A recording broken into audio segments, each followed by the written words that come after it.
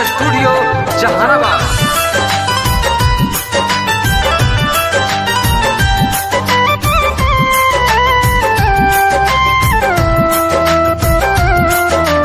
Mix by Lokesh निराला।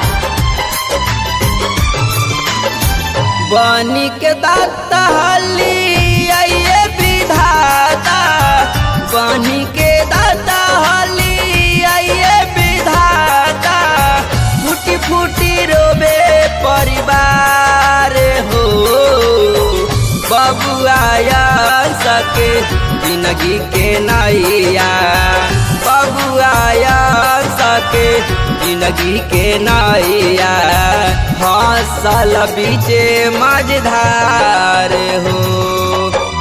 बबुआया सके जिंदगी के नैया।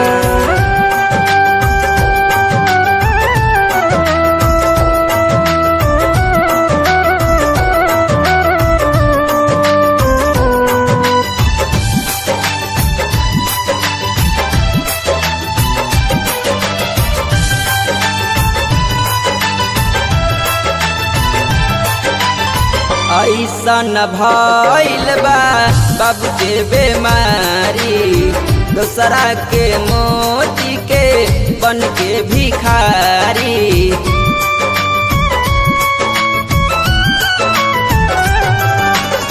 ऐसन भइल बा बाबू के बेमारी, दोसरा के मोती के बन के भिखारी। तबहु छाटा तभारा जुटले महाजन, तबहु छाटा तभारा जुटले महाजन, रोगले तारोजे विस्तार हो। बबुआया सके जिंदगी के नैया, बबुआया सके जिंदगी के नैया, फसल बीचे मझधार हो। बबुआया सके जिंदगी के नैया।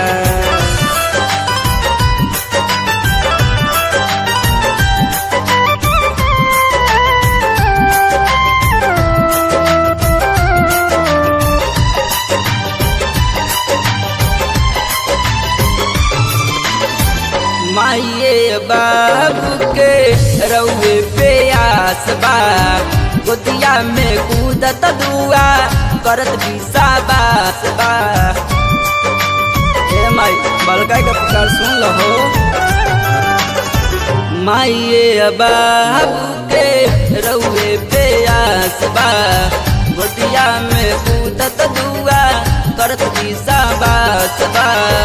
आई अंजोरिया कहिया ले घरे, आई अंजोरिया कहिया ले घरे, कहे गौतम चंदन हो। बबुआया सके जिंदगी के नैया, बबुआया सके जिंदगी के नैया, फसल बीचे मझधार हो।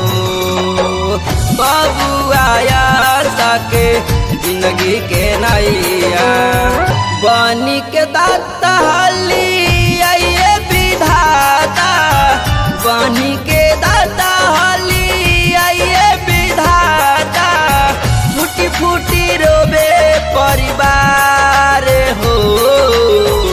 बबुआया सके जिंदगी के नैया, बबुआया सके जिंदगी के नैया, फसल बीचे मझधार हो।